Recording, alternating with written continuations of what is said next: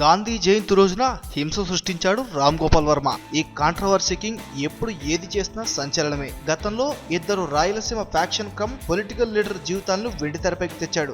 అప్పుడు రేగిన రచ్చ అంతా ఇంతా కాదు. ఆ సినిమాకు ఆ రేంజ్ లోనే పబ్లిసిటీ కూడా వచ్చింది. కత్తులతో సాహసం అంటూ రక్త చరిత్రను వివరించిన వర్మ మరోసారి వంగవీటి కత్తి కాపు కాసే శక్తి అంటూ కాంట్రవర్సీ కథను చెప్తున్నాడు. అహింసను బోధించే గాంధీ పుట్టినరోజు నాడు హింసాత్మకమైన ట్రైలర్ ను రిలీజ్ చేశాడు. వంగవీటి రాధ, వంగవీటి రంగ లైఫ్లను వెండి తెరపై చూపించబోతున్నాడు. వంగవీటి ట్రైలర్ లో మన ఇంట్లో ఒకడు తగ్గాడు కాబట్టి వాళ్ళ కుటుంబంలో కూడా ఒకడు తగ్గాలి అంటూ లెక్కలు చెబుతున్న మాటలు కూడా చాలా పదునుగా ఉన్నాయి. రక్త చరిత్రను మించిపోయేలా ఉంది ఈ సినిమా. ఇది రెండు సామాజిక వర్గాలకు చెందిన గొడవ.